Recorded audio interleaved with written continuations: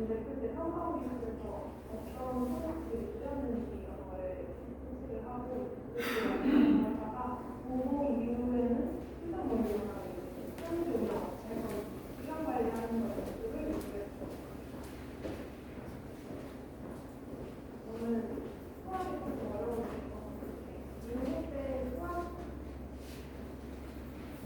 안녕하세요. 예, 성북종합부원장 권광근입니다.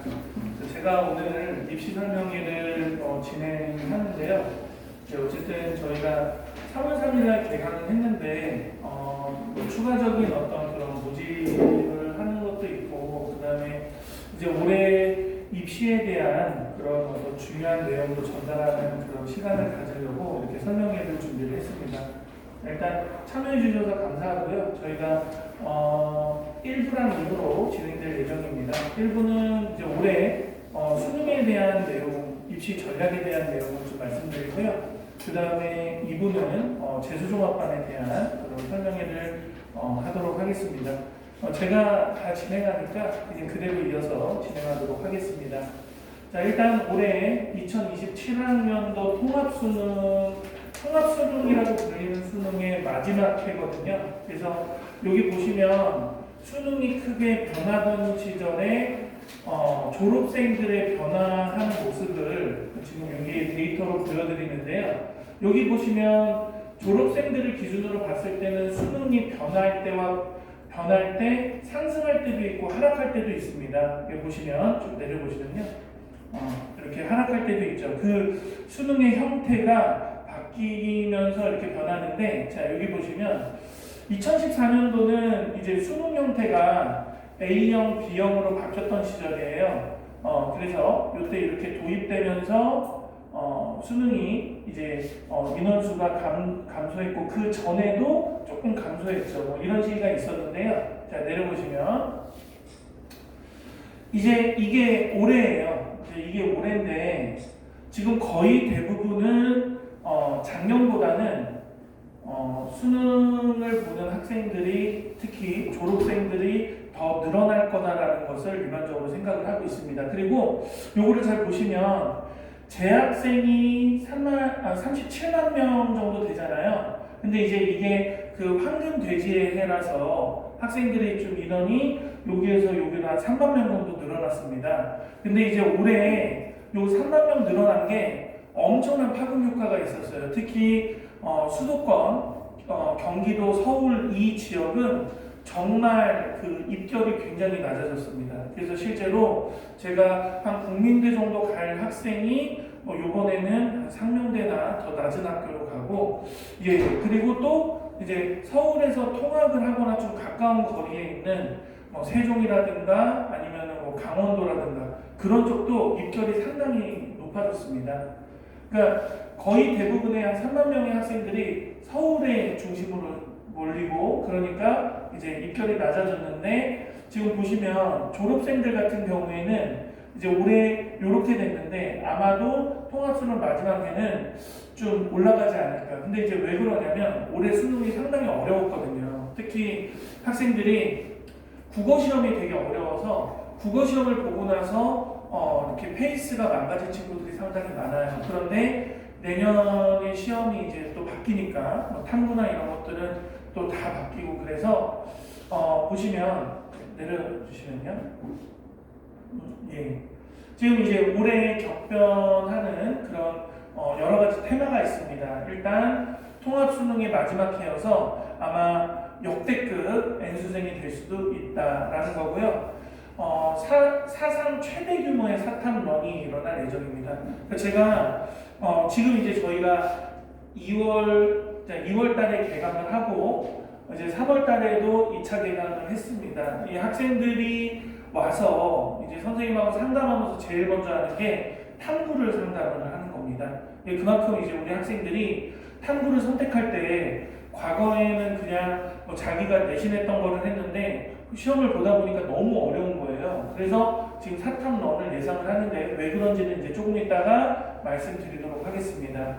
연대에서 공대 인원을 좀 많이 줄이고, 그 다음에 이제 이번에는 영어가 엄청 쉬운 걸로 예상이 돼요. 그러면 주요 과목들은 더 어려워질 전망이고요. 그 다음에 통합수능 선택 과목 점수차가 지속된다는 게 뭐냐면 화법과 작문, 예를 들어서 국어 같은 경우에 화법과 작문을 선택한 학생하고 언어와 매체를 선택한 학생하고 그 표준 점수 차가 많이 차이가 난다는 겁니다. 같은 점수대라고 같은 등급대라고 하더라도 등급 차가 많이 표준 점수 차이가 많이 나는데 이제 이런 것이 계속 유지될 거라고 봅니다. 그리고 이제 이거는 지역 의사제는 아직 이제 구체적인 내용은 나오지 않았습니다. 하지만 올해부터 시행한다고 하니까 이것도 모집 정원의 변수가 될 수 있고요.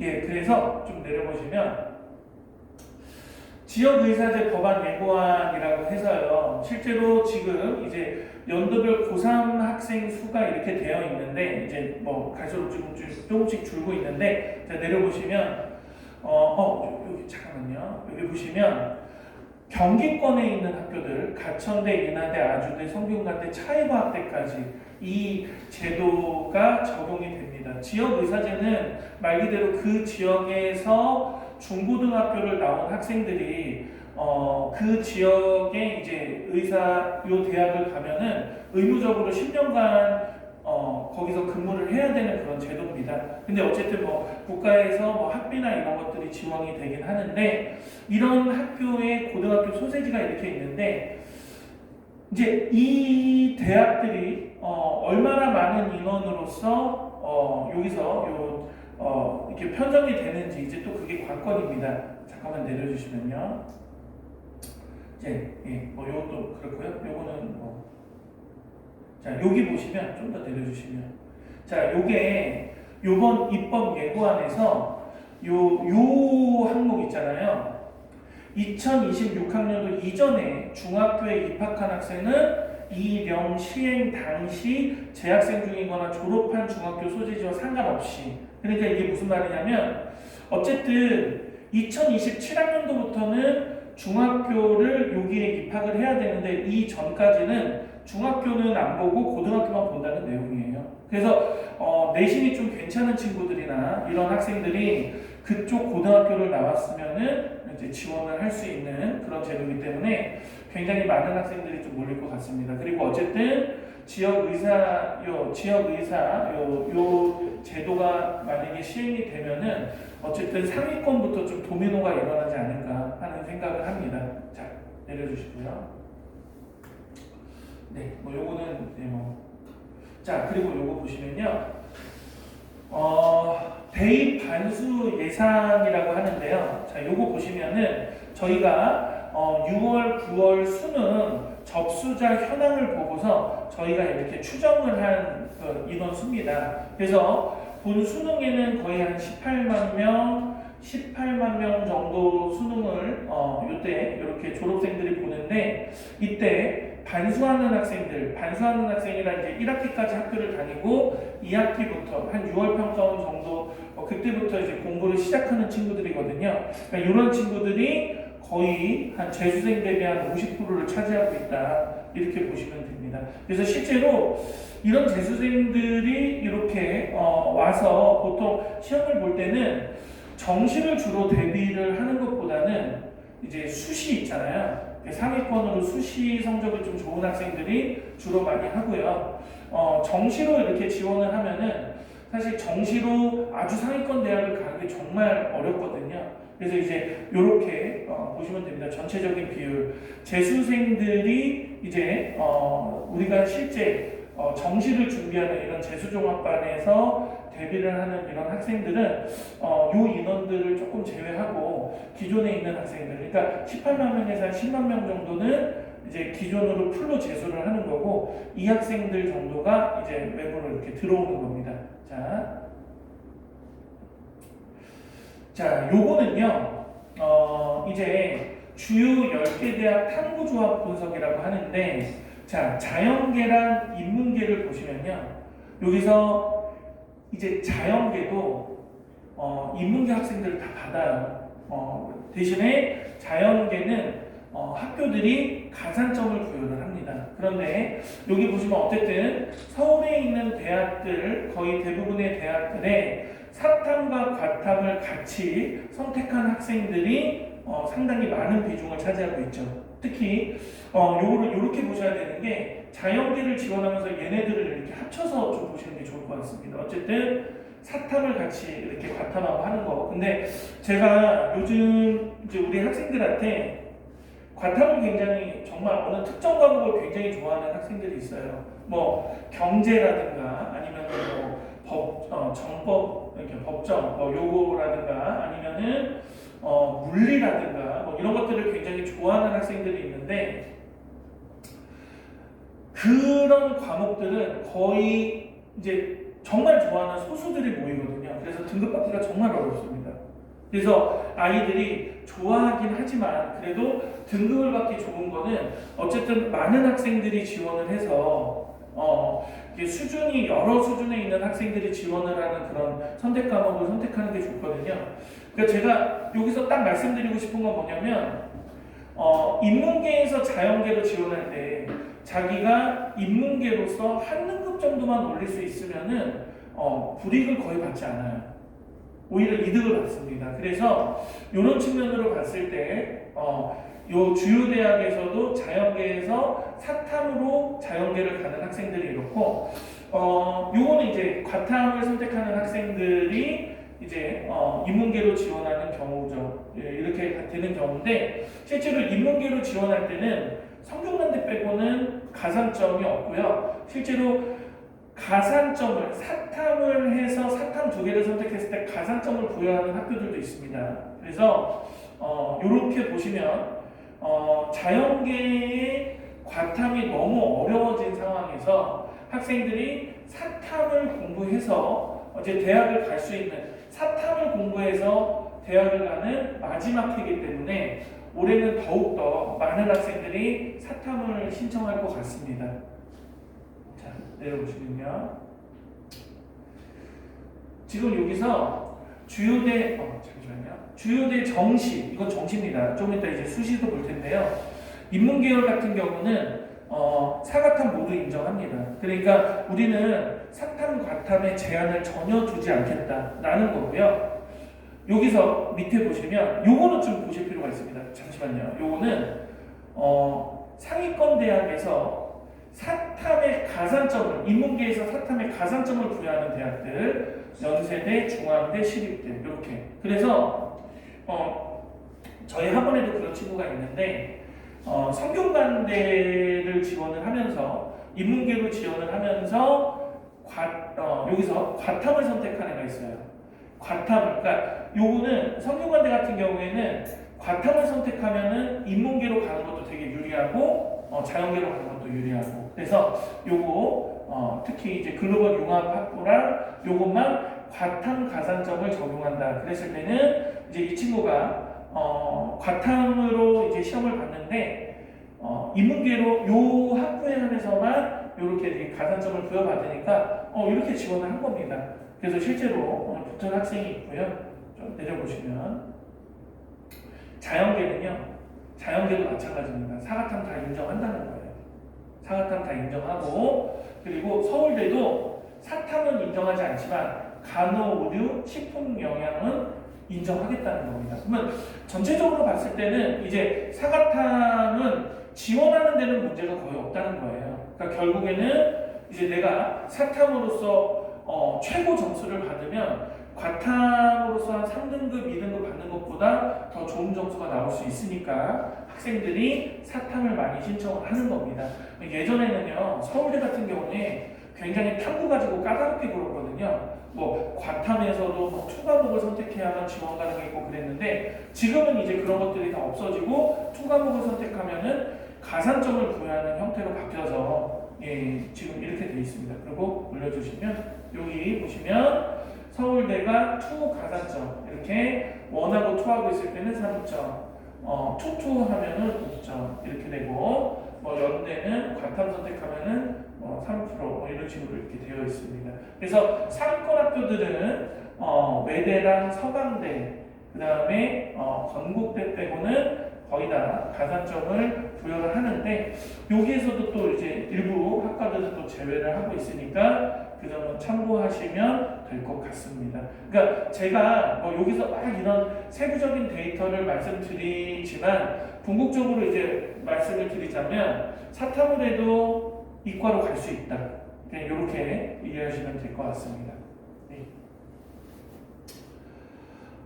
그리고요 이제 요거는 이제 인문계열인데 확통, 미적, 기하 모두 다 인정을 합니다. 그러니까 이거는 수학 선택 과목이거든요.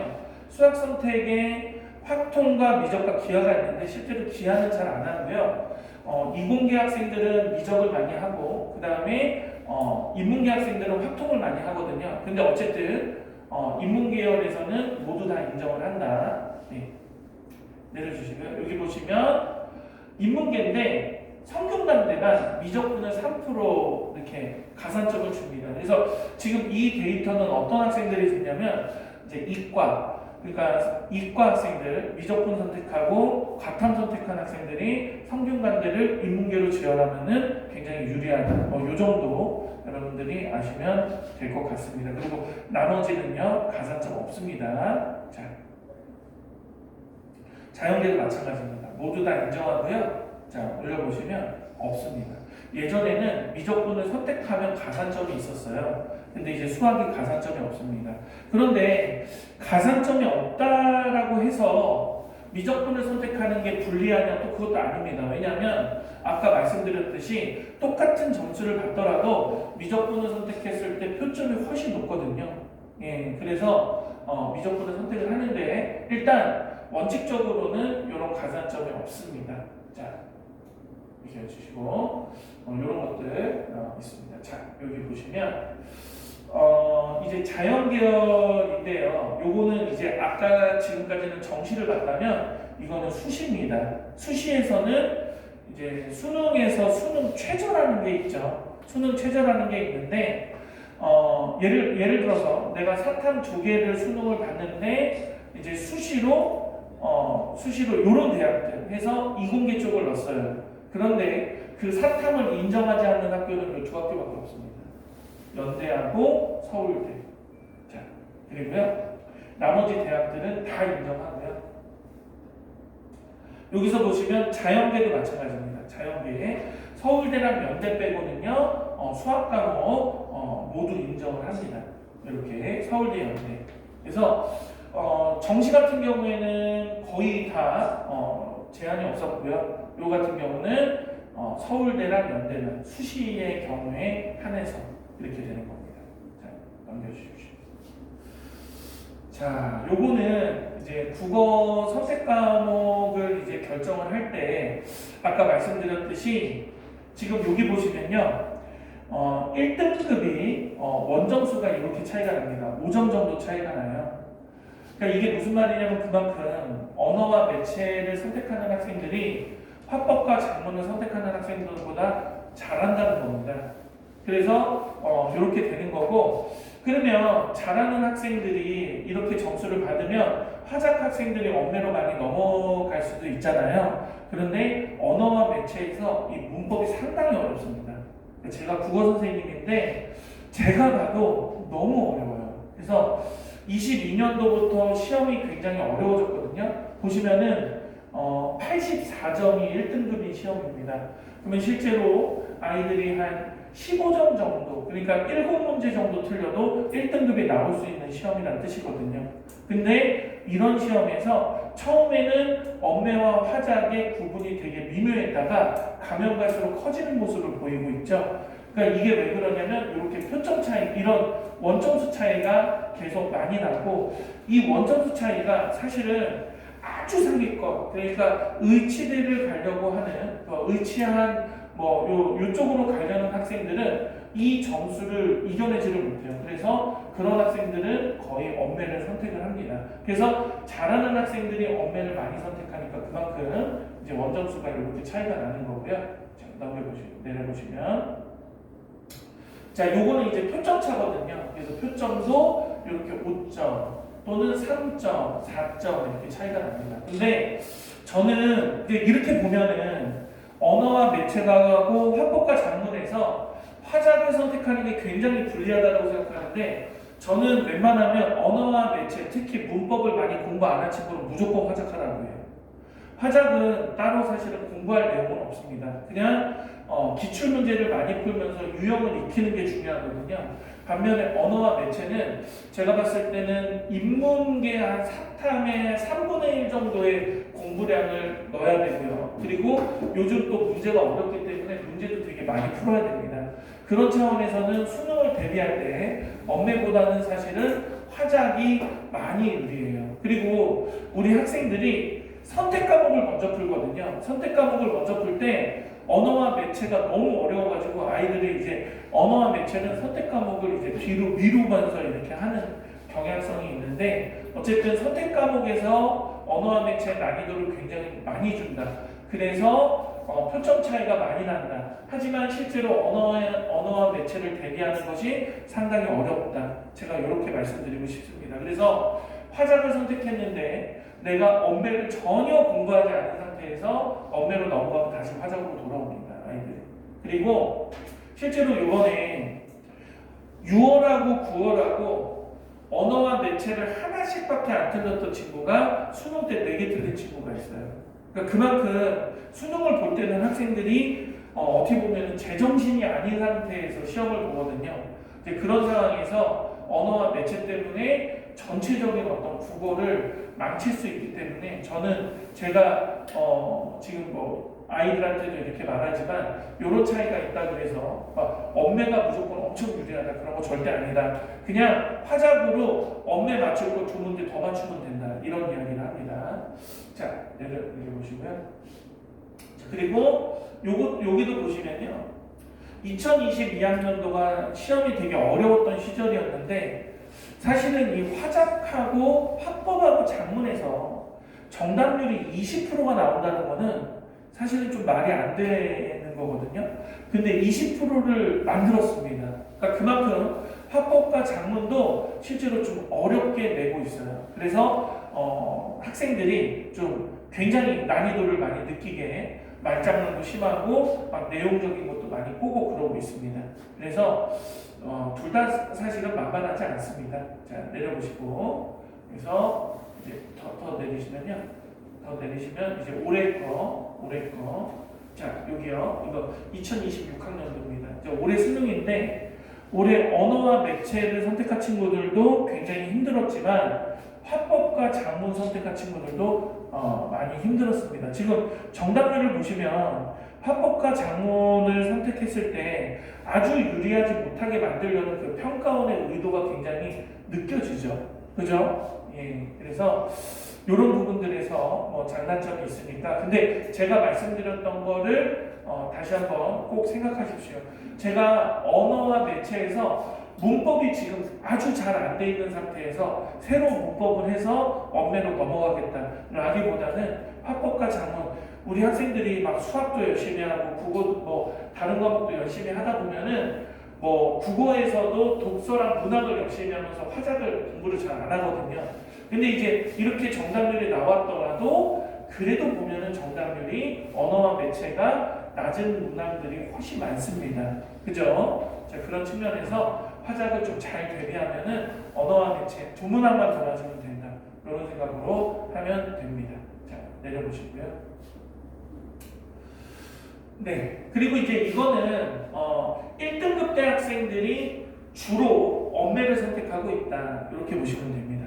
1등급 대학생들이 그래서 여기서 보면은 3등급 대 학생 정도 내려가면 거의 유사하다. 근데 이제 그럴 수밖에 없는 게 여기에 모든 상위권 학교들이 다 모여 있어요. 요거 상위권 학교들 또 의치한 뭐 특수학교 이런 거 다 지원하는 학생들이 다 언매를 선택한다고 보시면 되고요.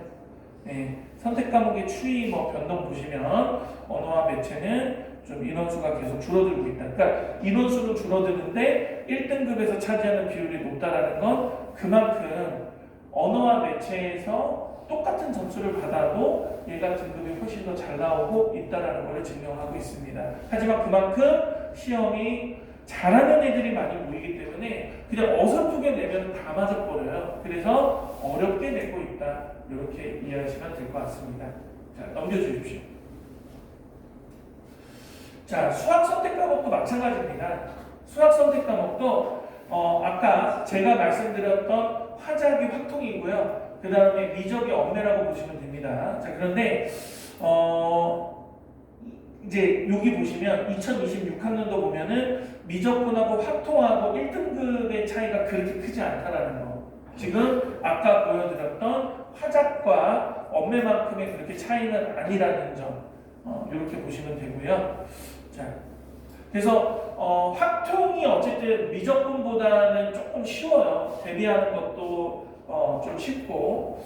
그런데 뭐 아예 확통이 안 돼 있는 친구가 미적분을 그래도 어느 정도 했는데 미적분을 버리고 이제 확통으로 가면은 자연계 학생은 제가 조금 말리는 편입니다.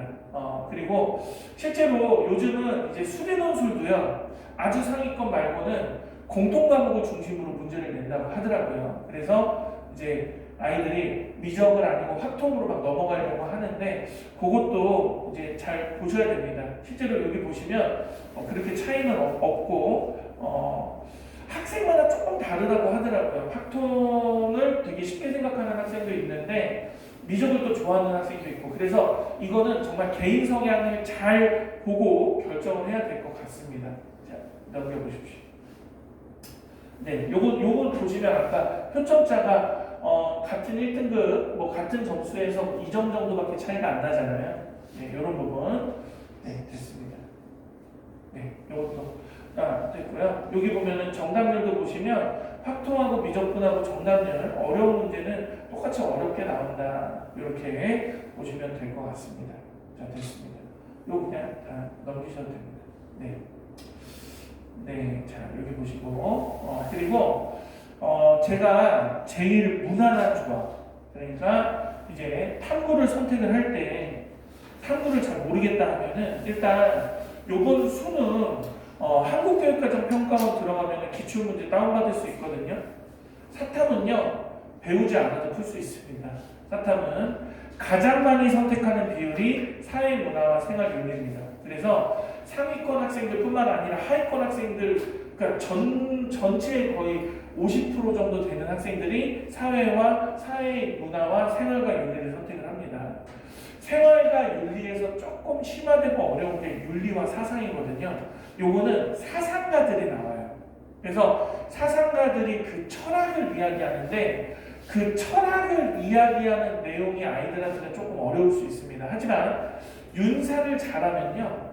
생윤하고도 또 윤리라는 측면에서 같이 이어지는 그런 부분이 있기 때문에 생윤과 윤사 요거를 또 학생들이 그 다음으로 많이 선택합니다. 그리고 학생들이 또 많이 선택하는 게 지리예요. 지리. 한국지리, 세계지리. 그런데 제가 보면은 좀 기피해야 되는 과목을 좀 말씀드릴게요. 동아시아사, 세계사, 그 다음에 경제하고 정법 이 과목들은요 과목의 독특한 특성이 있습니다. 그래서 이제 뭐 아실지 모르겠지만 법은 그 법의 의미를 아는 게 굉장히 중요하거든요. 그리고 실제로 구체적인 사례에 적용하고 이런 것들이 잘 맞는 친구와 잘 맞지 않는 친구가 있는데 잘 맞지 않으면 엄청 헤맵니다. 그리고 동아시아사하고 세계사는요 실제로 아이들이 흔히 말해서 오타쿠라 그러죠. 이 역사 빠들이 있어요. 뭐 국어도 6등급, 수학도 5등급 그런데 동아시아사, 세계사는 1, 2 이렇게 나오는 오타쿠들이 있습니다. 걔네들을 상대해야 되기 때문에 실제로 어렵고요. 그리고 어떤 지식을 이렇게 순서랑 같이 공부하는 게 사실 쉽지 않아요. 그리고 그런 측면에서 세계지리하고 한국지리는 정말 좀 차분하고 성실한 학생들이라면 세계지리, 한국지리를 하는 게 굉장히 좋습니다. 이게 암기가 좀 주가 되는 그러한 과목들이거든요. 그리고 좀 자신이 좀 뚜렷하게 어떤 과목을 잘 모르겠는데 과탐이 너무 어렵다. 그러면 일반적으로 사회문화와 생활과 윤리를 선택하는 게 가장 등급받기가 가장 좋습니다. 그리고 사회문화나 생활과 윤리는 암기하는 부분이 되게 많다기보다는 문제를 기출문제하고 EBS 연계 문제를 많이 풀면서 계속 적용하고 그 개념을 적용하고 이런 거를 굉장히 많이 해야 되는 과목들입니다. 자, 내려보시면요. 제일 많이 하는 게 지구과학하고 생명과학입니다. 그러니까 화학은 이제 우리 아이들이 거의 안 하고요. 물리도 굉장히 좋아하지만 실제로 물리가 되게 어렵습니다. 그래서 일반적으로 이제 이제 이공계로 가려고 하는 친구들은 지구과학이나 생명과학 둘 중에 하나 선택하고요. 그 다음에 사문하고 윤사, 생윤 요거를 둘 중에 하나 선택하고 이런 식으로 많이 하거든요. 그러니까 실제로 왜 그러냐면 지구과학도 그렇고 특히 생명과학이 좀 두드러지게 어려운 파트가 있어요. 유전 파트라고. 근데 그 부분을 굉장히 어렵게 냅니다. 그래서 이제 이 문제들 탐구의 20문항을 이제 30분에 이렇게 풀어야 되는데 이게 굉장히 힘들어요. 그 시간 안에 푸는 건 시간을 좀 여유롭게 주면 학생들이 많이 잘 풀 수 있는데 그 시간이 되게 어렵다. 그리고 화학하고 물리는 정말 어렵다 라는 점 이렇게 말씀드리도록 하겠습니다. 그래서 아까 말씀드렸죠? 사탐하나 과탐하나 선택하는 학생들은 보통 사회문화를 많이 선택을 합니다. 이렇게 선택을 한다. 자 됐습니다. 그래서 이제 상위권 학생들은 엄매를 많이 선택을 하고요. 그 다음에 중위권 학생들은 이제 화작하고 엄매를 좀 비슷하게 선택을 합니다. 자, 요것도 마찬가지고 이런 식으로. 자, 됐습니다. 요거는 이제 주요대 수시 최저 학력 기준인데요. 그러니까 결국에 학생부 전형도 결국에는 정시에서 좀 벗어나기 힘들거든요. 지금 학생부 위주 교과 전형은 상위권 학교들은 다 최저가 있습니다. 근데 이 최저가 굉장히 좀 힘들어요. 그러니까 지금 연대나 고대 같은 경우에는 전년도와 동일하는데 국수 탐 중에 2개 영역이 4등급 그리고 영어는 뺐습니다. 영어는 3등급 이상이어야 되고 이런 조건들이 다 있어요. 그리고 특히 여기에 보면은 탐구 하나라고 되어 있는 것과 탐구 2개라고 되어 있는 게 있잖아요. 탐구 2개라고 되어 있는 거는 훨씬 더 어려운 겁니다. 왜냐하면 탐구 2개를 합쳐서 등급을 만들어야 되거든요. 그러면 합쳐서 등급을 만들면은 홀수가 됐을 때 점이 나와 버려요. 그러면 그거는 그냥 이렇게 올림으로 이렇게 해서 1점 몇이면은 사실은 2등급으로 봐야 되거든요. 그래서 어쨌든 이렇게 돼 있는데 상당히 좀 어렵죠. 자, 올려보시면. 네, 이렇게 보시면은 전체적으로 그렇습니다. 자, 종합전형도 마찬가지입니다. 종합전형도 상위권 학교들은 최저가 있는데, 자, 여기서는 전년도와 다 동일하다고 하잖아요. 그래서 상위권 학생들도 이 최저를 못 맞춰서 내신이 굉장히 좋은데 이렇게 재수를 하는 경우들이 있습니다. 어쨌든 상위권 학교를 가기 위해서는 반드시 정시 공부가 필수적이다. 이렇게 말씀드리고 싶습니다. 예, 이렇게. 그러니까 전체적으로 이렇게 한번 보시면요, 이렇게 세계 영역 7 이런 것도 사실 되게 어려워요. 네. 자, 여기 보십시오. 자, 여기 살짝 올려보시면 논술 전형은 사실 재수하는 학생들한테 거의 필수적인 그런 전형이기도 합니다. 근데 이 논술 전형도요, 제가 보니까 서울에 있는 4년제 대학에서 최저를 통과하는 학생들의 비율을 보면 한 40% 정도, 그 정도 되는 것 같거든요. 그래서 최저를 어느 정도 통과한 순간은 합격률이 상당히 높아져요. 그런데 자, 고대는 정말 논술이 국수 영탁 4개의 등급이 8이기 때문에 최소한 2등급씩은 받아야 된다. 이러한 내용이고요. 성균관대도 굉장히 높죠. 지금 글로벌 경영, 글로벌 붙은 데는요, 세계 영역 등급학부인데 여기서 탐구 2개라고 나와 있죠. 2개는 이제 탐구 둘 중에 하나만 선택하는 게 아니고 2개의 평균을 가져가는 겁니다. 그래서 상당히 좀 어렵다라고 보시면 됩니다. 자, 서강대도 세계 영역 등급학 7이잖아요. 요거 들어가면은 얼추 서강대 정시 들어가는 성적 정도가 나와요. 네. 그래서 이제 보시면 이렇게 되고요. 올려보시면 특히 의예과 같은 경우는 의예과 논술은 거의 그냥 정시랑 거의 비슷한 수준으로 이렇게 되어 있습니다. 자, 그래서 뭐 궁금하면은 그 학교 가서 최저를 이렇게 확인하실 수 있을 텐데 어쨌든 전체적으로 뭐 세계 영역 등급합 6이다. 일반적인 학과에서 그러면 상당히 높습니다. 이거를 통과를 한다면 제가 논술을 잘 못해도 합격할 확률이 굉장히 높습니다. 그래서 제가 조금 있다가 저희 학원 학생들 성공 사례를 보여드리면서 좀 말씀드리도록 하겠습니다. 그리고 이제 여기 보시면 한국 외대 같은 경우에는요, 요 논술 전형에서 요런 전형이 있거든요. LD 학부, LT 학부 이런 게 있는데 여기서 국수, 영탐 중 두 개가 등급합 3입니다. 그러니까 하나는 1등급이 나오고 하나는 2등급이 나와야 되잖아요. 근데 저희 학생이 실제로 하나가 1등급이 나오고 하나가 2등급이 나왔는데 영어가 1등급이 나오고 탐구가 2등급이 나오고 막 국어가 막 4등급 나오고 수학이 막 5등급 나오고 이런 친구가 있었어요. 그래서 그냥 이거 넣자고 이거 넣자고 그랬는데 걔가 정말 최저가 이게 된 거예요. 그래서 걔가 그 논술 준비를 하는데 애가 거의 막 신들리듯이 준비를 해서 합격을 했던 그런 게 기억이 납니다. 어쨌든 재수생들한테는 이 논술 전형이 거의 필수 전형이라고 하는 게 재수생들은 정시를 되게 깊게 대비를 합니다. 재학생들이 하루 공부하는 양을 재수생들은 그러니까 재학생들이 한 일주일 공부할 양을 재수생들은 한 이틀 만에 거의 다 공부를 해버리거든요. 그래서 그렇게 많이 노력을 하다 보면은 가장 먼저 오르는 과목이 영어하고 탐구예요. 그리고 이제 뭐 국어랑 수학도 계속 올리고 이제 이런 식으로 되니까 이제 범위가 학생들이 지원할 수 있는 범위가 많이 늘어나죠. 자, 됐고요. 자, 그래서 뭐 여기서 선택을 할 때 이렇게 세계 등급합 6위 내의 응시상을 보면은 요거는 굉장히 좀 상위권 학교들이거든요. 그래서 원매를 많이 선택하고 미적, 기하를 많이 선택한다. 뭐 이런 겁니다. 자, 됐습니다. 자, 끝났나요? 네. 그러면 이제 제가 여기서 말씀드리고 싶은 거는 사탐런이라는 말이 그냥 나온 게 아니에요. 실제로 제가 이제 우리 학생들을 몇 년간 관찰을 해보니까 과탐에 들어가는 그런 노력하고 사탐에 들어가는 노력의 비중을 보니까 일단은 노력적인 부분에서 한 2배 정도 들고요. 실제로 과탐을 선택한 친구들은 그 과탐의 그 과목을 또 얘가 잘 소화해낼 수 있는 적성이 또 맞아야 되더라고요.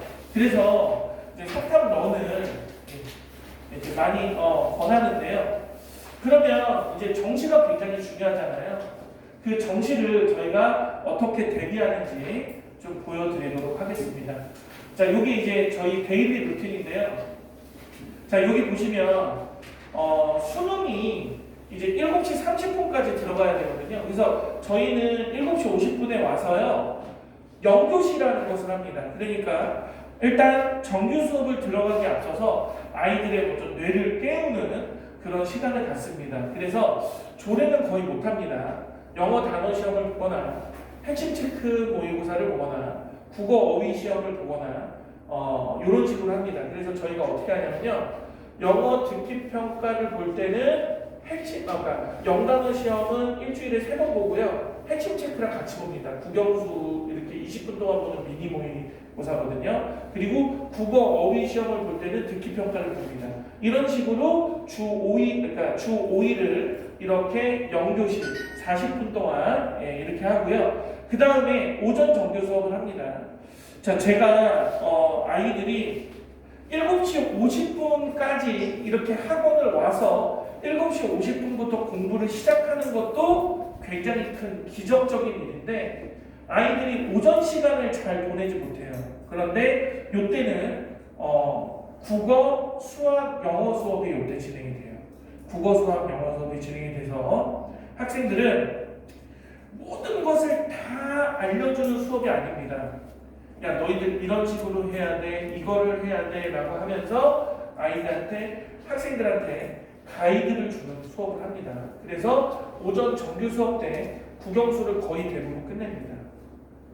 예전에는 제주종합반이 이때까지도 다 수업이 있었거든요. 근데 이때는 탐구 수업과 이제 학습 컨설팅, 그 다음에 질의응답 이 부분에서 이렇게 진행이 되고요. 종례 이후에는 자기주도 학습을 하고요. 그 다음에 이제 이때는 당직 선생님들이 남으셔서 이때 또 아이들의 질의응답을 받고 그리고 뭐 직원들이 이렇게 학생들 자기주도 학습하는 것을 관리를 합니다. 그래서 실제로 1교시부터 4교시는 국영수 수업이 있다. 이렇게 보시면 되고요. 그 다음에 그 수업이 그렇게 많지 않습니다. 중간중간에 공강도 있습니다. 4교시 내내 하는 주도 있고 공강인 주도 있고요. 그리고 일주일에 2번 탐구 수업을 듣는 것 외에는 자기주도 학습을 하고요. 여기서도 자기주도 학습을 합니다. 가장 중요한 게 아이들이 뭐를 해야 될지 몰라요. 그래서 뭐를 해야 될지 알게끔 해주는 거고 그리고 선생님이 하라는 대로 하는 겁니다. 이게 이렇게 진행이 되고요. 종례 때는 그 시기에 아이들한테 필요한 내용을 담임 선생님이 전달을 하고요. 석식 먹고는 여기서 90분, 100분 자습이 이렇게 길게 이어집니다. 그러면 학생들이 자습을 어디서 하냐면 교실에서도 자습을 할 수 있는데 저희는 주로 2층 자습실에서 자습을 합니다. 자, 주중에는 이렇게 되고요. 주말에는 1시간 늦게 등원을 하고요. 오자마자 실전 주간평가, 국어, 수학, 영어를 이제 80분 동안 봅니다. 아까 말했던 핵심 체크가 미니 모의고사라면 얘도 미니 모의고사인데 차이가 있다면 얘는 조금 어려워요. 걔는 상중하가 막 섞여 있는 거고요. 그래서 이제 우리 학생이 그러니까 작년에 탐구 5.1등급 받았던 친구가 수학을 한 전체 문제에서 반밖에 못 맞추더라고요. 근데 이런 시험을 도대체 왜 보냐? 그러면 일단 아이들한테 상위권 어떤 문제를 같이 이제 한번 풀어보게끔 하는 거죠. 그래서 그것도 같이 이렇게 대비를 하고요. 그리고 점심을 먹고 저녁 때는 이제 5시 이후는 선택 자습을 하는 겁니다. 일요일은 선택 자습을 하는 거죠. 근데 저는 여기서 또 강조하고 싶은 게 요 일요일을 되게 강조하고 싶습니다. 일요일에 와서 공부를 열심히 해라 그런 것보다는 일요일은 다음 주말을 위한 시간으로 보면 돼요. 그래서 내가 이번 주에 굉장히 힘들었다 싶으면은 일요일에는 좀 쉬고 그 다음에 좀 할 거 많다 싶으면은 나와서 이렇게 공부를 하고 그렇게 하면 됩니다. 그래서 주중에 보통 학습 시간을 한 12시간 이상씩 잡아서 주중에 최소 60시간 정도는 학습을 하고 그 중에 한 30시간 정도는 나의 자습을 하면은 가장 적절한 것 같습니다. 이제 학원에 오면은요, 이렇게 자기 그 교실에다가 핸드폰을 제출을 합니다. 그리고 이제 학생증을 찍으면은 이제 입실하였다는 이렇게 문자가 이렇게 오는 형태로 됩니다. 자, 그리고요, 요거는 이제 저희가 이런 느낌으로 이제 한반 구성이 25명에서 30명이거든요. 그래서 이렇게 해서 이제 영교시 지금 영단어 시험을 보는 학생의 모습이 이렇게 나오고 있고요. 이제 요거는 일일일독이라 그래서 한 달에 한 번씩 학생들한테 월간지로 주간 수학하고 일일일독이라고 매일 하나씩 독서 지문을 푸는 그런 지문을 이렇게 넣어서 이렇게 줍니다. 예. 그리고요, 요거는 이제 정규 수업의 모습이거든요. 그래서 프로젝터를 쓰는 선생님은 프로젝터로 수업을 하시고 이렇게 분필로서 필기를 하시는 분들은 이렇게 합니다. 그래서 8시 30분부터 4시 20분까지 이렇게 수업이 진행이 되고요. 근데 제가 아까 말씀드렸듯이 점심시간 전까지는 국영수 수업, 그 이후에는 탐구 수업, 그리고 이제 저희가 종로학원 모의고사와 그 다음에 대성 모의고사로 이제 모의고사를 실시를 합니다. 그리고 전국 모의고사로 종로 논술 모의고사를 또 1년에 3회를 이렇게 보고요. 그 다음에 뭐 시중에 나와 있는 모든 모의고사들을 또 또 저희가 저희 학원을 통해서 구매를 할 수가 있습니다. 그래서 뭐 이관 모의고사 신청자 이렇게 받고 그러는데 저희가 올해는 시대인재 모의고사를 한 달에 한 번씩 또 볼 예정입니다. 근데 이제 그거는 학생들이 선택을 하면은 그렇게 보는 형태로 이루어지고요. 그 다음에 식사가 있는데 일반적인 학원에서는 이제 층층마다 배식을 하거든요. 근데 저희는 이제 식당이 있고 학생들이 자습하는 학습하는 공간이 분리되어 있습니다. 그래서 지하에서 조리를 해서 식당에서 배식을 하고요. 학생들이 밥을 먹으면 자기가 공부하는 곳에 가서 자습을 할 수 있게. 그래서 식사 시간을 그렇게 길게 쓰지 않고 자기가 식사 시간에 맞춰서 내려가서 식사하면 다시 자기가 그 나머지 시간을 활용할 수가 있습니다. 요거는 저희 실제 그 식당의 모습을 사진으로 찍어서 이렇게 올린 거고요. 그 다음에 이거는 질의응답하는 모습인데요. 그러니까 오전 수업이 끝나면은 학생들은 국영수 선생님이 4시 반까지는 좀 나가 계시거든요. 그때 이제 이렇게 질의응답을 받아주십니다. 교무실에서도 받고 교실에서도 받고. 그리고 이제 종례를 합니다. 담임 선생님은 들어가서 그 하루 일과에서 어떤 부분은 필요한지, 지금 이 시기에는 어떤 부분이 중요한지 이렇게 학생들의 심리적인 안정과 동기부여를 이때 해주십니다. 그리고 이제 저녁 때는요, 학생들이 원하는 학생들에 한해서 테마특강 수업이 있습니다. 그래서 90분, 90분 두 번 수업을 진행하시고, 요거는 유료 특강인데요. 학생들이 원하는 학생에 한해서 이 테마특강을 들을 수가 있습니다. 이 테마특강은 11월까지 그대로 이어지거든요. 근데 학생들이 테마특강에 대한 만족도가 상당히 높아요. 그게 왜 그러냐면 특정 과목의 어떤 담임 선생님이 또 다시 생긴다는 그러한 느낌을 받고, 이 선생님들이 한 주간 공부할 양을 또 학생들한테 주거든요. 그래서 그런 것이 이제 학생들은 또 선생님하고 피드백 받는 것도 좋고, 그래서 테마 특강을 많이 이용을 합니다.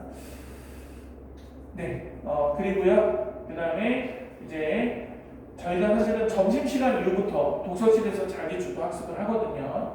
그래서 1인 1지정 자석에서 자습을 하고요. 또 그 자습하는 공간이 너무 답답해하면은 이런 교실에서도 저희가 자습을 할 수 있게 개방을 하고 있습니다.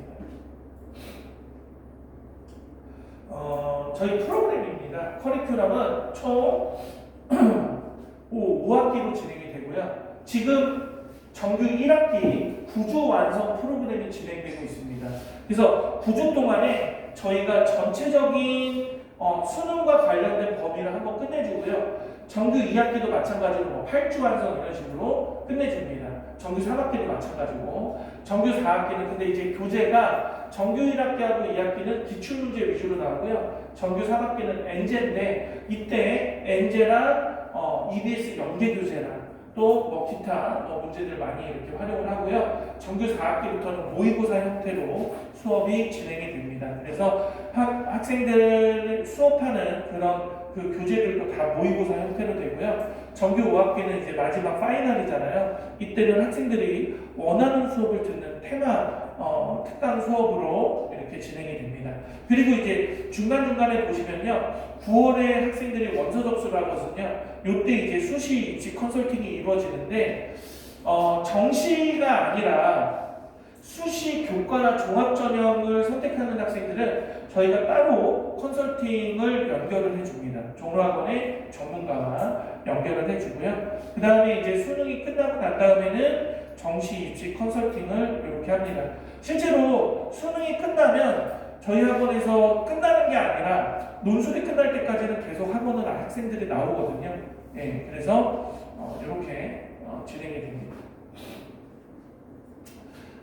실제로 3월 교육청 모의고사, 저희가 3월은 교육청 모의고사를 보고요. 그 다음에 7월에도 교육청 모의고사를 보는데 6월하고 9월은 평가원을 보고요. 그 다음에 매 달은 대상 모의고사와 종로 모의고사를 이렇게 번갈아 가면서 봅니다. 그러면 이런 것들이 다 데이터화돼서 저희 종로 멤버스에 다 저장이 돼서 특히 종로 모의고사나 6월, 9월 평가원은 이제 그것을 누르면은 그 성적에 맞는 대학교도 저희가 이제 확인할 수 있는 그런 프로그램이 제공이 되고 있습니다.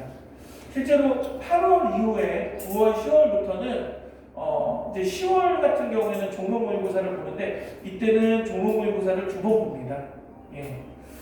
이렇게 되고요. 그 다음에 저희 강사진들 실제 이 강사진들은요 저희 성북에만 있으신 게 아니고 강남 종로, 목동 종로, 송파 종로 여기에 있는 선생님들이 다 이렇게 로테이션으로 이렇게 오시고요. 요 종로 멤버스는 아까 말씀드렸던 이런 실전 주관평가, 핵심 체크, 그 다음에 우리가 보는 모의고사, 그리고 이 모의고사를 내가 틀린 문제를 이렇게 오답 분석을 또 이렇게 해놓습니다. 그래서 제가 모의고사를 어떤 문제를 틀렸는지 그거를 한꺼번에 다시 정리하고 싶다 그러면 나의 오답 분석 들어가서 인쇄만 누르면 내가 모의고사 틀렸던 것을 지문하고 문항하고 해설하고 이런 것들이 그대로 이렇게 나옵니다. 입시 컨설팅 그렇고 이제 저희 모집 요강인데요. 일단 이거는 선발 기준입니다. 최소 2개 영역 등급합이 9 이내가 돼야 되고요. 요거는 장학제도거든요. 그래서 장학제도를 여기 보시면 기준이 있죠. 수능 또는 작년 6월, 9월 평가원의 성적으로 인해서 수업료 100%, 80%, 50%, 40%, 30%. 근데 100%에서 30%까지는 반드시 수학 성적을 포함해서 3개 영역이 결정이 됩니다. 그런데 10%는 수학 없이도 3개 영역 등급이 9면은 10% 할인을 해줍니다. 네, 이렇게 보시면 되고요. 그 다음에 이제 표준 수업 시수가 나오는데 이렇게 보시면 됩니다. 이제 국어는 문학 2개, 독서 2개 선택 하나. 그 다음에 수학은 수원 셋, 수투 셋 이렇게 지금 진행을 하고 있습니다. 그래서 이렇게 하고요. 그 다음에 선택 과목은 이렇게 진행을 하고 있고요. 여기에 맞춤 수업이 또 이루어지고 있습니다. 이게 무슨 말이냐면 이렇게 진행이 되고, 그러니까 영어는 두티예요. 이렇게 진행이 되고 추가적으로 문법 수업이라든가 아니면은 수학 보완 수업이라든가 심화 수업 같은 게 또 맞춤 수업으로 이렇게 이루어지고 있습니다. 네. 그리고 요거는 이제 강의실인데 저희가 예체능반 독서실이에요. 예체능 학생들이 좀 수학을 안 듣는 친구들이 많아서 자습하는 시간이 많거든요. 그래서 이제 이런 독서실을 저희가 제공을 하고 있습니다. 자, 성적 향상사인데 사실은 되게 많은데 여기에서 좀 이제 아까 말씀드렸던 스토리가 있는 친구를 좀 성적이 굉장히 많이 올랐죠. 이 친구가 지금 보시면은 미적하고 선택 과목을 2개를 지금 과탐을 했잖아요. 그래서 이 친구는 성균관대로 지원을 했습니다. 왜냐하면 이 문과도 미적하고 과탐 가산점을 받을 수 있는 게 성균관대잖아요. 그래서 이렇게 해서 사회과학계열을 최초학으로 합격을 했습니다. 그리고 이 친구의 특징은 이 친구는 제 친구 테마특강까지 끝까지 다 들었던 친구인데 국어를 정말 학원에서 나눠주는 교재하고 기출문제집하고 그 다음에 선생님이 나눠주는 프린트만 가지고 공부를 했던 친구예요. 그래서 등급을 많이 올렸고요. 그 다음에 이제 두 번째 이 친구는 지금 보시면 수학이 굉장히 낮죠. 이 친구가 예체능 친구였어요. 근데 예체능을 하다가 이제 올해부터 수능 공부를 한다고 했는데 실제로 수학 베이스가 많이 없는 친구가 수학을 하는 게 쉽지 않죠. 그래서 이런 친구들이 좀 잘못하는 게 블랙홀처럼 수학만 하다가 등급도 못 올리고 다른 과목까지도 이렇게 못 보는 경향이 있어서 수학 공부량을 어느 정도 정해주고 국어하고 탐구를 좀 강조했던 그런 친구입니다.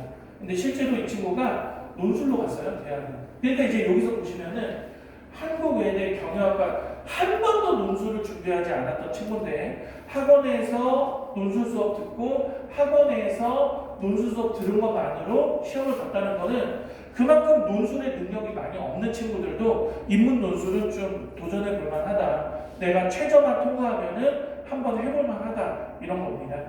그래서 요런 것도 한번 보여드리고 싶고, 이 친구는 탐구가 정말 흔들리지 않게 계속 1111 나왔던 친구고요. 전체적으로 정말 성실했던 친구입니다.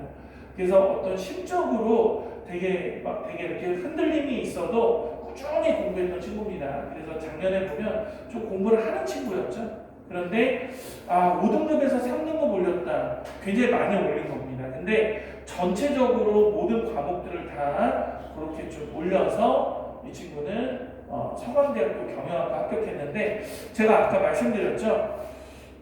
276 정도 100분위가 나오면은 얼추 이 정도 대학은 생각해 볼 수 있습니다. 그래서 서강대는 조금 더 높아야 되긴 하지만, 그래서 이렇게 됐고요.